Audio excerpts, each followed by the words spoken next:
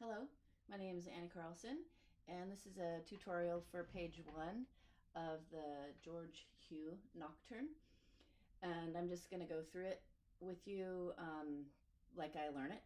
And so I'm just going to start right in. And first thing I want to say is try not to give that key signature pass, because the more you do it, the more you'll feel comfortable in playing in the scale. And I'm going to also give you a little accidental lecture, and that is try not to mark the G flats as F sharps. If you need to mark a little flat sign in front of the G, that's fine, but it doesn't work that well to mark them as F sharps, and the reason why is because when you get to an F, especially when you're playing, sometimes you might start second guessing yourself and think, am I supposed to play that F as an F natural or as an F sharp? So it's just good to play it safe and do the accidental as it is right in front of the note. When I was working on this piece earlier this week, I went through it and I discovered that there are 4 scales on the first page.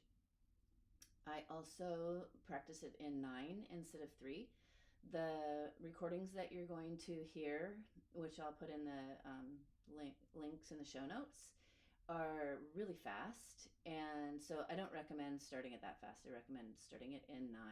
You can put hash marks above all the beats if you need to, and then once you get it to number like maybe 152 or so, if that helps, if you can get it that fast, then you can divide that number into 3 and then go back and start doing it in 3. So 152 is just about 50. So when you get it up to there, then you can move it down to 50, and then you'll start doing it in 3 instead of 9. So I found a great YouTube channel. She only has a couple recordings on there, but this one is really nice for this particular piece. It's called Foam, F-O-A-M, and it's orchestral reductions just for the flute.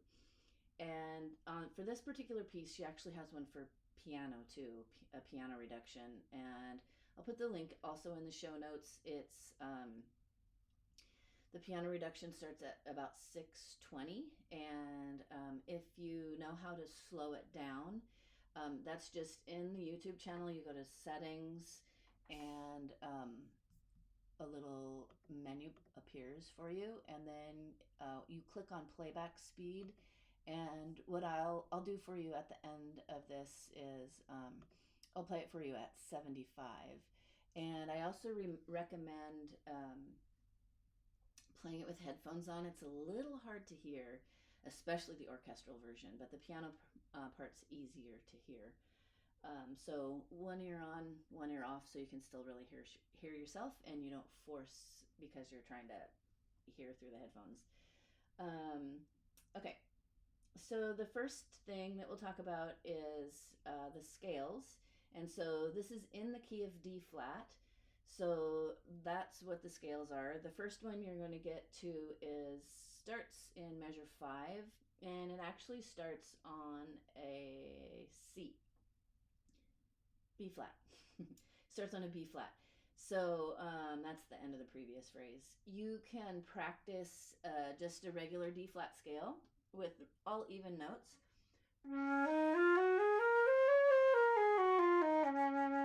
1 or 2 octaves. And then if you want to, you could practice with the rhythm that's in here, which is good to do too. So I have my metronome on at 80. I'm going to start on the second B flat in measure 5, and this is in 9.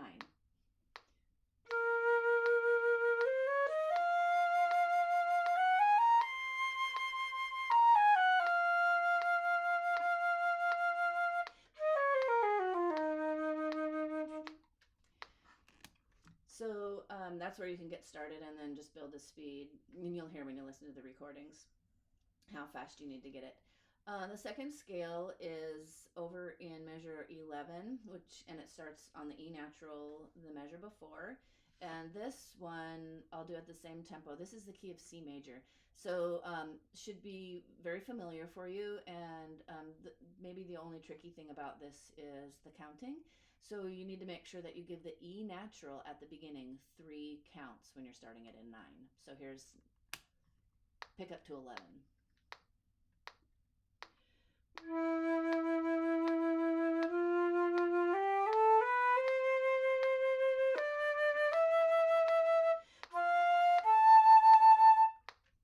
Okay, so that's the C major scale in this one. And then when you get to the measure 20, 21, 22, 23, 24, that actually is 2 whole tone scales. And if you've never done the whole tone scales before, I would recommend you get this book right here. It's published by Mel Bay, and it has all the major scales and minor scales. It has extended scales, so it's not always starting on the tonic note. It's starting on different notes within the scale. And on page 40, it has 2 exercises with the whole tone scale. So the whole tone scales, there are just 2 of them, and both of them are represented in this piece. They do, you can start one of them on C, and then the second one is on C sharp or D flat, depending on the music. So a whole tone scale sounds like this. This is the one starting on C.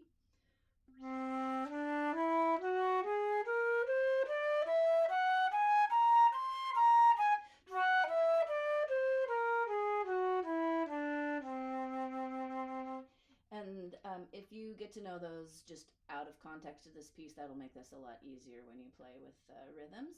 So the C sharp one or the D flat sounds like this.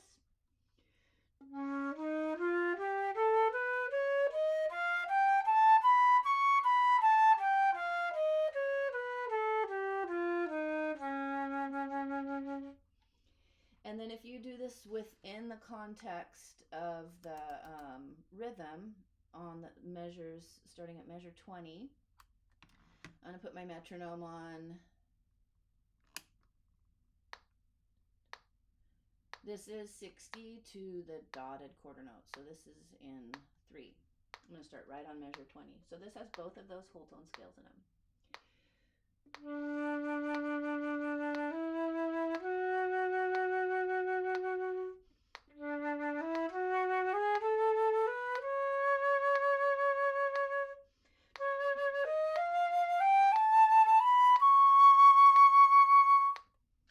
Okay, so that's the second one.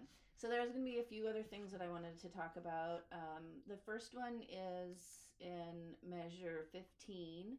There's a 10 run in there. And in this and the other little runs, there's a 6 run in measure 8, and there's an 8 in measure 6.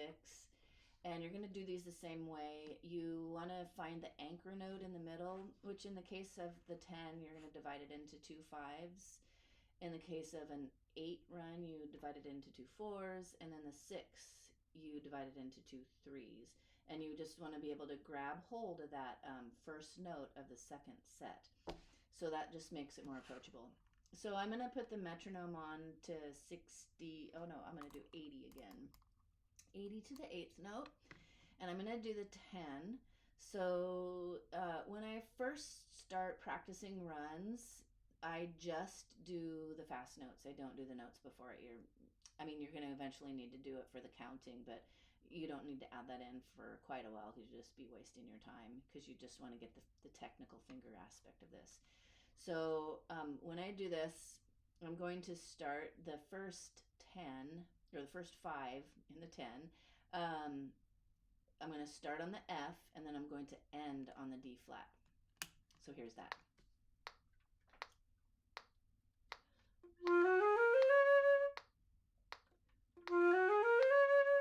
And then I'll just do that until it gets clean. If this is too fast, then I'll move it slower. The other thing that you can do is you can go up and down. You can just make loops. And that sounds like this.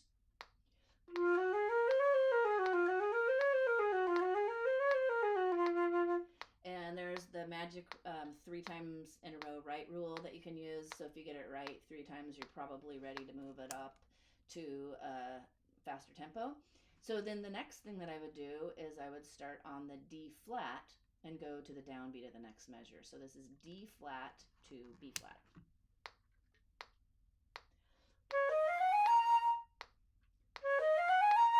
Then you can also do the loops on this.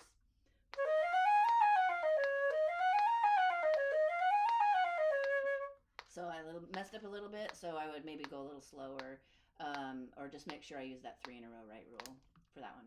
Then after I do that, I would do all 10 notes together.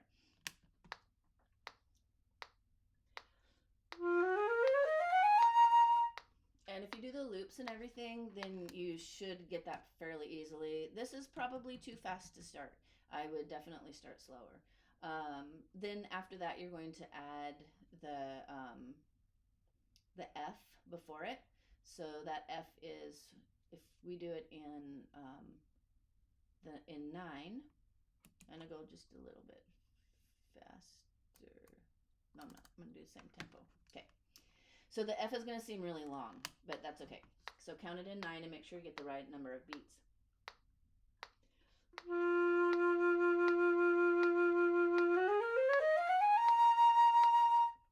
So that's kind of a really brief overview how you practice runs. Same thing goes for everyone. You want to find those anchor notes, practice the loops, make it slow enough so that you're playing it perfectly, because even if the third time is wrong, but you get the other 2 right, you have a 30%, 33 and a third % chance of playing it wrong when you actually perform it, because you perform just like you practice. So the next thing I wanted to talk about is the high A flat in measure 18. So going up to the high A flat can be pretty tricky. So one thing that you can do is play it an octave lower. So it would sound like this. So that's pretty relaxed sounding. When you do it up an octave, then you want to make it that relaxed sounding too. You might have to think of some different things in your body, like your air speed stays nice and strong. Don't back off. Don't get tense or anything like that. Keep it nice and open in here, and inside your mouth stays nice and big. And you're also going to have a nice big breath there. If you need a breath, you can kind of gauge as you're playing, and I would take a breath after the last B flat in measure 17. So then you'll have plenty of air to get up to that high A flat. So I'm going to start playing for you at measure 16. I'll take a breath where I just said, and then I'll play through the high A flat slur.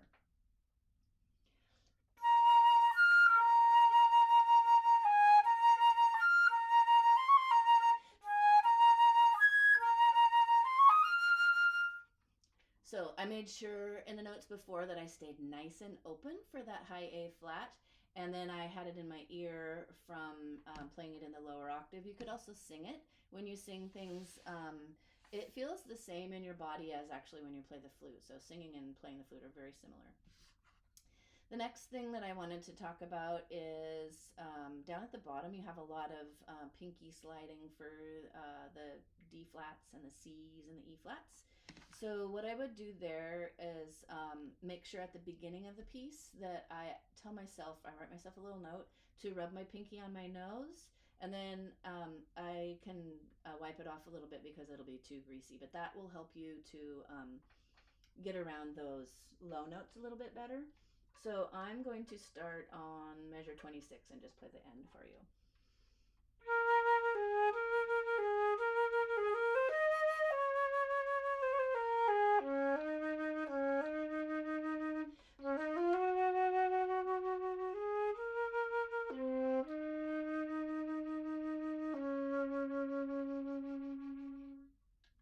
Too bad I don't have a angle view from the top, but that kind of gives you an idea. So that's just really helpful to have the rub your pinky on your nose, and I have it at the very beginning, and it still will help you for the end.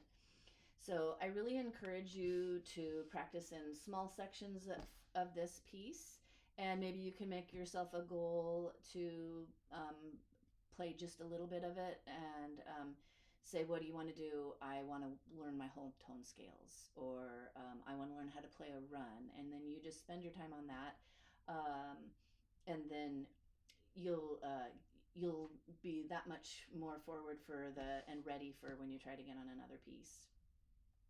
So the last thing I'm going to do is I'm going to play it with the foam piano reduction, and So I've gone into my settings and I hit playback speed and I hit 75%. So this is still plenty fast. And I couldn't do it very well at the beginning because I was watching the score along with it. It doesn't have it highlighted, but you can watch while you're playing. So if you're not doing that, that's also a really good exercise to get used to looking at the whole score while you're playing. And then I really have to listen to that bass note on the downbeat all the time. And it's usually on beats, right on beats 1, 2, and 3. And then there's a lot of other stuff going on too. So don't expect to be able to do this right away. It just be patient with yourself. And headphones, like I said, really help. Okay, so this is the piano reduction from the Foam YouTube site.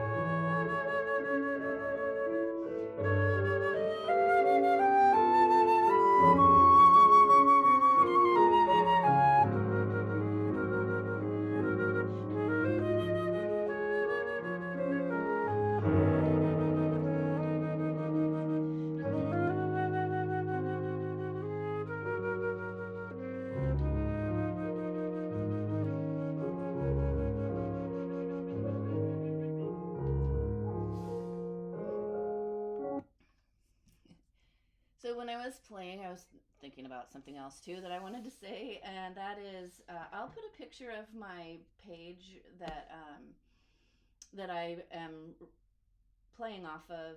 So I use a lot of markings for B flats and my breaths. And so the B flats, you have three options for that. So the first one is the 1-and-1 fingering, which is this one. And then the second one is the B flat thumb fingering, which you just move it over to the double key over here. And then you don't have to use this finger, which gives you cross fingerings, which a lot of times kind of sounds a little bumpy. And then the third option that you have is the lever, B flat lever, which is right here above. So I actually have two keys right there. I have the B flat lever right here and then the C sharp trill. And if you don't know about the C sharp trill, you could look it up and watch my hands when I'm playing, because I use that quite a bit in this, and it makes the trills nice and easier than just using this fingering right here. So in the lower octave.